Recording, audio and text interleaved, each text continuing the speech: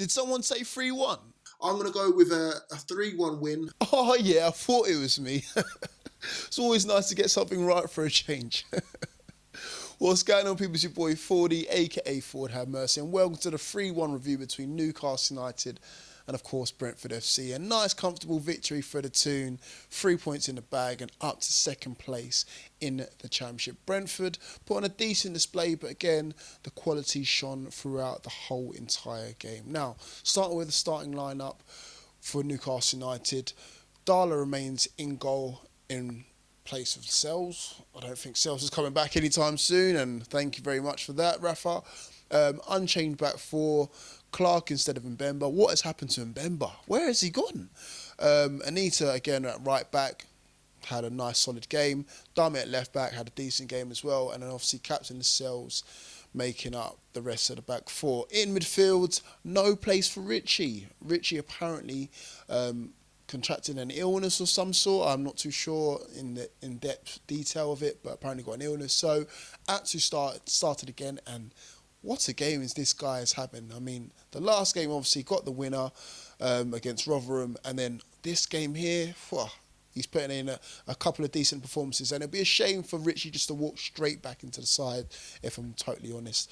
Alongside him, that man again, John Joe Shelvey, 3 assists, man, had a hand in all 3 goals. In fact, I think he did get all 3 assists. I haven't seen the highlights yet, but fantastic performance nonetheless. Alongside him, Jack Colback. Jack Colback had a solid game, even playing against his stunt double, but had a nice solid game for Jack Colback, and he needed that. He needs a game like that just to get his momentum going, because he has got fierce competition in the likes of Hayden and, of course, Chetiote still at the club.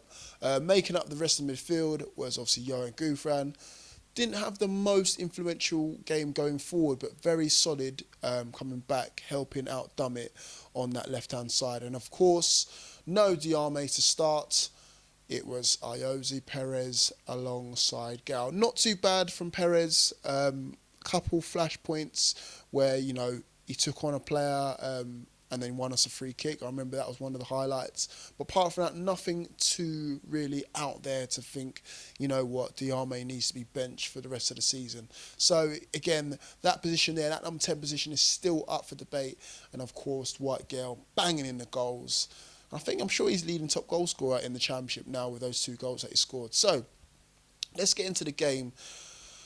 Brentford had a decent start. I think they had one chance from Hogan who went narrowly wide.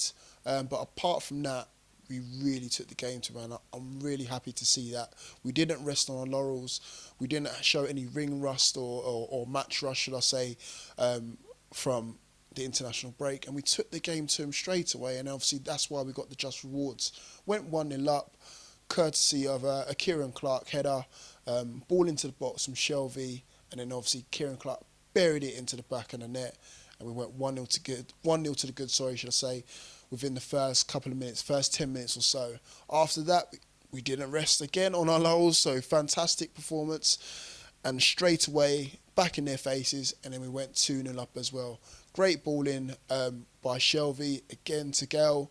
Ball dropped for him nicely, took the touch and then just buried it into the back of the net. 2-0 up, we're running away with things. And to be honest, within the first 20 minutes, I thought the game was dead and buried. We should have probably got a third through Atsu. I think that went narrowly wide. And a couple of half chances here and there basically just would have killed the game off in the first half. Brentford, on the other hand, I didn't really see much from them going forward. I think it was like 35 minutes before they had their first corner. Still a threat going forward, nonetheless. I mean, they're coming into the game, they were 7th in the league, so obviously they must have done something to get there. But all in all, I didn't really see much of a threat going forward in the first half. Come the second half, obviously they had to make some changes.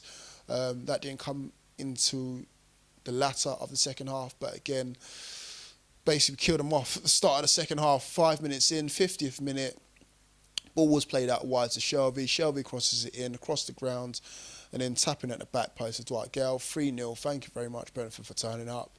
And the game is pretty much dead and buried. But it wasn't. I mean, It turns out it probably was a consolation goal, but we did let our heads dip. Probably caught up in the celebrations of cruising 3-0, and within pretty much 60 seconds, they get a corner ball. Hogan gets his nod ahead on it, and it's 3-1. And my prediction is spot on from that point in time. After that, it was kind of like a bit of a training ground match. After that, we had a couple near misses here and there. Ayoze Perez went wide a couple times with shots.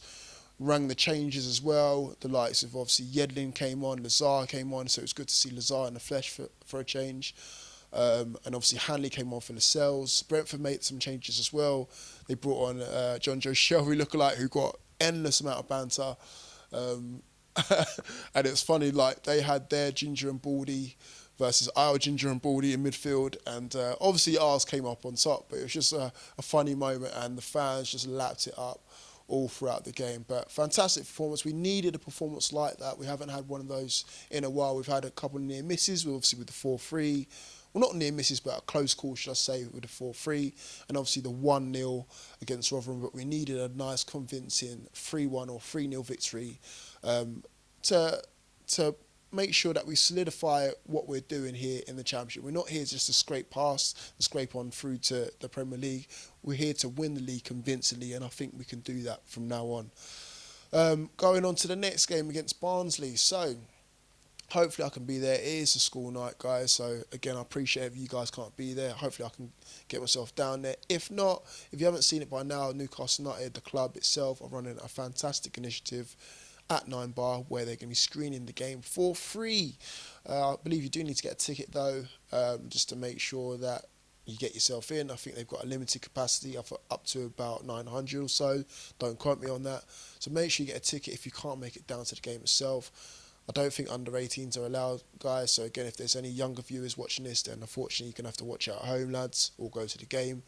But fantastic initiative by the club just to make sure that we do not miss any of this classic Championship footage that we are just taking on board, basically. But yeah, fantastic performance from the lads all round. Can't really fault any of the lads. The only little blip that we really had, obviously, was conceding the goal straight away after we scored one. But apart from that, fantastic performance from start to finish from all of the lads, especially John Joe Shelvey. Fantastic performance for that guy. And it's good to see him playing like that more regularly now. We need a player like that to kind of stand up and be counted in amongst the goals. And, of course, Dwight Gayle, fantastic guy. I believe he's top goal scorer now, or definitely is for us anyway, and hopefully can lead us to Championship glory this season. So that's enough for me from waffling on. Hope you enjoyed the review. Hope you enjoyed the game. See you guys all soon. Keep it tuned. Peace.